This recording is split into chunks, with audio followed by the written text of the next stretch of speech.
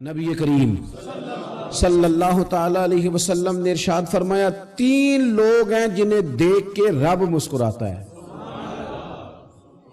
یا رسول اللہ صلی اللہ علیہ وسلم وہ کون کون سے؟ تو محبوب فرمانے لگے ایک وہ بندہ ساری مخلوق سوئی ہے، آدھی رات ہے، رات کا پچھلا پہر ہے، اس نے اٹھ کے وضو کر لیا، مصلی پہ کھڑا ہو گیا خدا کی یاد میں، فرمایا اسے دیکھ کے رب مسکراتا ہے جو اس کی شان کے لائق ہے۔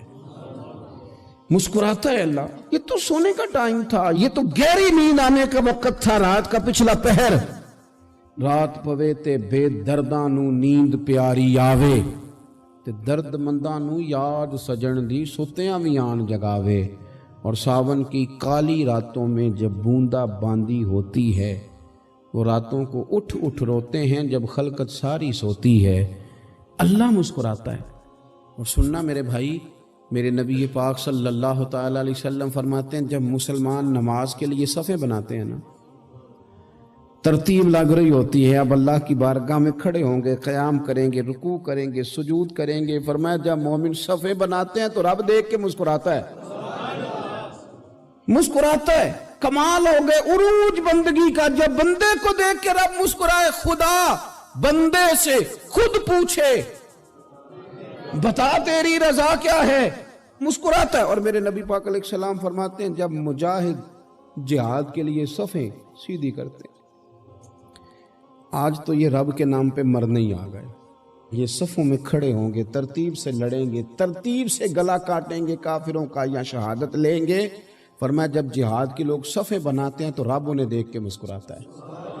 کتنے نصیبوں والا وہ بندہ ہے جسے دیکھ کے مسکرا دیا۔ او یار کبھی تیرا بیٹا تیرے سامنے مسکرائے نا چھوٹا تو تیرا دل باغ باغ ہو جاتا ہے، تیری ماں بیمار کسی ایک دن صحیح طرح ہنس پڑے تو طبیعت خوش ہو جاتی۔ مجھے بتاؤ نا جس کا رب بھی اسے دیکھ کے ہنس پڑے، جو اس کی شان کے لائق ہے، کیا اس بندے کے نصیبیں ہیں، کیا اس کے مقدر ہیں۔ آپ اس مقام پر اپنے آپ کو لائیں۔ اب دیکھیں نا یہ حدیث آپ نے سن لی، اب ہم نے نا اس طرح صفیں نہیں بنانے جس طرح ساری دنیا، اب ذرا صفیں بھی شوق سے بنائیں گے، اب ذرا تھوڑا سا شوق پیدا کریں گے، بھئی یہ تو میں وہ کام کرنے لگا ہوں جسے دیکھ کے رب مسکراتا ہے۔ نبی پاک صلی اللہ علیہ وسلم نے فرمایا جب کوئی بندہ توبہ کرتا ہے نا، ہم توبہ کا رٹا لگاتے ہیں، یا اللہ میری توبہ یا اللہ۔ اور توبہ کا تو مطلب یہ ہے کہ پچھلے گناہوں سے پکی توبہ، آج کے بعد یہ غلطی نہ کرنے کا پکا وعدہ۔ تو نے ساری شب برات رو کے گزاری ہے، بتا سویرے جھوٹ جوڑنے کا ارادہ ہے تیرا؟ آج کے بعد رشوت تو نہیں نہ لے گا، ملاوٹ تو نہیں نہ کرے گا، یہ توبہ ہے۔ اور اگر سارے کام اسی طرح کرنے تو پھر یہ توبہ کا رٹا ہے، جتنا مرضی لگاؤ۔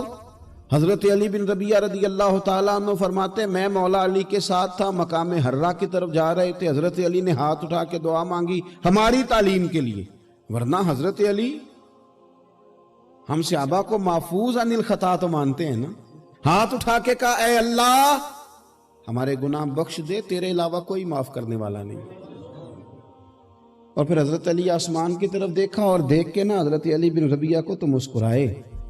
حضرت علی بن ربیعہ کہنے لگے حضور مسکرائے کیوں ہو؟ فرمانے لگے ایک دن میں حضور کے ساتھ اسی طرح آیا تھا، اسی طرح حضور نے دعا فرمائی تھی ہماری تعلیم کے لیے، اور پھر حضور مجھے دیکھ کے مسکرائے تھے اور فرمایا جب کوئی بندہ رب کی بارگاہ میں اس طرح استغفار کرتا ہے تو رب مسکراتا ہے، اور مسکرا کے فرماتا دیکھ لو میرے بندوں کو پتا ہے کہ میرے علاوہ معاف کرنے والا کوئی نہیں، انہیں پتا ہے، تم اس کی بارگاہ میں رجوع تو لاؤ، آؤ تو صحیح دو آنسو لے کر۔ اقبال کہتے ہیں کہ موتی سمجھ کے شان کریمی نے چن لیا، قطرے دو گرے میرے ار کے انفعال کے، دو میں نے آنسو بہائے تھے تو اس کے کرم نے تو موتی سمجھ کے چن لیا۔ سنو نا حضور اس استغفار کو، اللہ کو یار رات کو توبہ کر کے سونا چاہیے ہمیں، کچھ غلطیاں ہم کرنا نہیں چاہتے پر ہم سے ہو جاتی ہیں، کچھ دل ہم توڑنا نہیں چاہتے پر وہ ٹوٹ جاتے ہیں، ہماری مجبوری ہوتی ہے ٹوٹ جاتے ہیں۔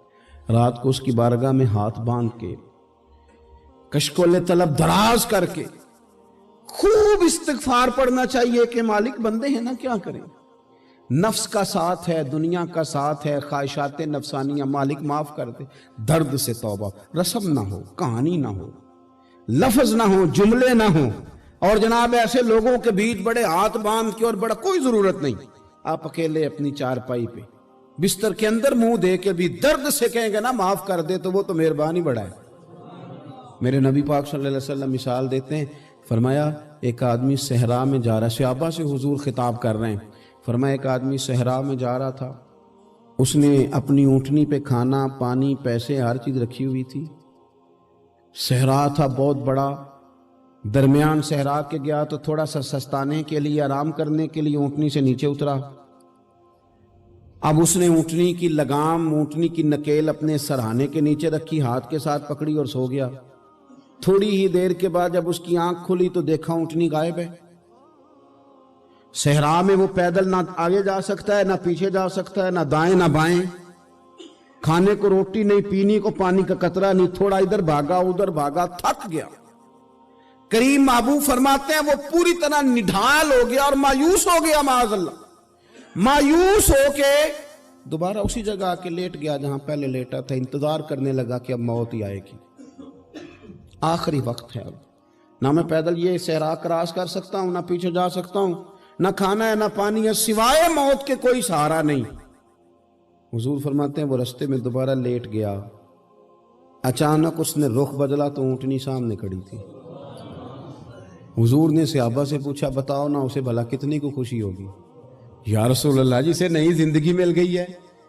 आप देखें ना, सारे डॉक्टरों ने कह दिया कि इसके तो गुर्दे, मैदा, जिगर हर चीज खत्म है, घर ले जाओ, खिदमत करो, हर तरफ परेशानी है। वो बंदा भी समझ गया है कि आखिरी वक्त आ गया, कल जाऊं परसों जाऊं, तैयारी हो गई, सब लोग आ गए, बाहर वाले भी आ गए, ये माहौल एक अजीब रंग इख्तियार कर गया। अचानक एक डॉक्टर ने आके कहा नहीं नहीं गलती लग गई थी। मुझे बताइए अंदाज क्या होता है? बगैर दवाई के बंदा उठ के खड़ा नहीं हो जाता। ओ मैं तो बच गया हूं। नबी पाक सल्लल्लाहु अलैहि वसल्लम फरमाने लगे उसकी ऊंटनी मिल गई, बताओ भला उसे कितनी खुशी होगी। या रसूल अल्लाह, वो तो दोबारा दुनिया में आ गया। हुजूर फरमाने लगे उसे कुछ भी खुशी नहीं हुई। जब कोई रब का गुनाहगार बंदा आके तौबा करता है, रब को इससे कई गुना ज्यादा खुशी होती है। मेरा बंदा आ गया है, मेरा बंदा आ गया है, मेरे घर आ गया। उसने आंसू बहाए हैं, उसने कहा अल्लाह मैं तेरा यूं, तेरा ही रिज़्क़ खाता हूं, तेरी ही जमीन पे रहता हूं, तेरे नाम से मेरी सांसें चलती हैं। वो आ गया। फरमाया उस ऊँटनी वाले से ज्यादा रब को खुशी होती है जब गुनाहगार आके तौबा करते। गुनाहगारों के आंसू उसकी बारगाह में बड़े मकबूल हैं, लेकिन हम रस्म अदा करते हैं, तौबा नहीं करते। हम अपने आप के साथ धोखा करते हैं, झूठ बोलते हैं। हम बंदा कोई नाराज हो जाए तो हमें को नहीं नींद आती, उसके घर चले जाते हैं। हम अपने सारे रिश्तों को, ताल्लुकात को मेंटेन करके रखने के आदी हैं। हमें पता है कि वहां मैं नहीं जा सका तो बेटा भेजता हूं, फलां शादी पे मैं नहीं जा सका तो भतीजा भेजता हूं, भाई भेजता हूं। हर ताल्लुक का हमने ख्याल रखा कोई रूठ ना जाए। लेकिन कमाल है ना, ये नहीं सोचा कि अगर रब रूठ गया तो, जब वो रूठ जाए ना तो सारे रिश्ते भी बंदे के पास मौजूद हों तो कोई करामत नहीं होता। फिर करोड़ों रुपया जेब में हो तो डॉक्टरों की दवाइयां असर नहीं करती। वो रूठ जाए तो फिर इंसान इस तरह से फिसलता है कि बड़े बड़े उसके पास दरवाजे होते हैं पर किसी जगह उसका हाथ नहीं लगता। खुदारा सुनो, नबी पाक सल्लल्लाहु अलैहि वसल्लम के पास मेहमान आ गया, बुखारी मुस्लिम है। हुजूर ने अज़वाज मुतहरात के घरों में पैगाम भेजा, कुछ चीज़ है ज़ियाफ़त के लिए। या रसूलल्लाह कुछ भी नहीं, ये दो जहां के शाह हैं और पास कुछ रखते नहीं, दो जहां की नेमतें हैं इनके खाली हाथ में। या रसूलल्लाह कोई चीज भी नहीं। हुजूर ने सहाबा के मजमे पे नजर डाली, या रसूलल्लाह सल्लल्लाहु अलैहि वसल्लम हुक्म हो। तो हुजूर फरमाने लगे तुम में से कोई बंदा है जो इसे घर ले जाए, रोटी खिलाए। एक सहाबी उठे, फौरन हुजूर मैं लेके जाता हूं, खाना खिलाता हूं। फरमाते हैं मेरे घर में सिर्फ बच्चों का खाना था, ये नहीं कि फ्रीजर भरा हुआ है नेमतों से, सिर्फ बच्चों का खाना। ये नहीं कि किसी को देख के अपनी हंडिया पे बर्तन दे लिया, सिर्फ बच्चों का खाना। कहते हैं घर गया, बीवी से कहा क्या कैफियत है? कहने लगी बच्चों की रोटी है। मैंने कहा बच्चे सुला दे, सुबह नाश्ता कर लेंगे। تو کہنے لگی آپ کیا کھائیں گے؟ تو میں نے کہا نہ میں کھاؤں گا نہ تو کھائے گی، مہمان جو نبی پاک کا ہے۔ کہا اچھا، اب ذرا تجویز دیکھو میاں بیوی کی سوجھی آپس میں۔ کہتے ہیں کھانا لگا دینا، کیونکہ ایک آدھ بندے کا کھانا ہے۔ اپنی غربتوں کا ہر جگہ اظہار کرنا، رونا رونا، یہ دیکھو غربت کیسے چھپائی جا رہی ہے۔ اس کو کہا نہیں کہ چل تو تھوڑا رحم کھا، تو آیا ہے تو تھوڑا رحم کھا، یہ نہیں کہا اٹھ کے نا تو کھانا رکھنا اور اٹھ کے نا چراغ ٹھیک کرنے کے بہانے بجھا دینا۔ ہم دنیا والوں کے سامنے کیوں اپنے دکھ بیان کریں؟ ہم جو کہیں گے رب رسول کی بارگاہ میں کہیں گے۔ تو نا چراغ ٹھیک کرنے کے بہانے، اہلیہ اٹھی، کھانا دینے کے بعد چراغ ٹھیک کرنے کے بہانے بجھا دیا۔ خامد بھی ہاتھ چلاتے رہے، بیوی کبھی برتن رکھتی کبھی اٹھاتی، پتہ چلے کہ کھانا کھا رہے ہیں، کھانا کھایا جا رہا ہے۔ کہتے ہیں مہمان پیٹ بھر کے کھانا کھا گیا۔ یہ کام ہوا رات کے اندھیرے میں، اس وقت ہوا جب چراغ بھی بند تھا، اس وقت ہوا جب کوئی دیکھنے والا نہیں تھا، کسی پڑوسی کو بھی خبر نہیں تھی۔ فرماتے ہیں صبح کے اجالے میں اس مہمان کو لے کے مسجد نبوی میں نے قدم رکھا تو نبی کریم نے فرمایا رات جو تم نے کام کیا ہے نا اسے دیکھ کے میرا رب بڑا مسکرایا ہے، اللہ بڑا مسکرایا ہے۔ اللہ تر دامنی پہ شیخ ہماری نہ جائیے، ہم دامن نہ چھوڑ دیں تو فرشتے وضو کریں۔ یہ شان ہے صحابہ کی۔ نبی کریم علیہ السلام نے فرمایا رب رات مسکرایا تیرا یہ انداز دیکھ کے، اور اس نے قرآن نازل کیا وَيُبْصِرُونَ عَلَىٰ أَنفُسِهِمْ وَلَوْ كَانَ بِهِمْ خَصَاصَةٌ۔ کچھ لوگ وہ ہیں جنہیں بڑی بھی ضرورت ہو تو دوسروں پر اثار کر دیتے ہیں۔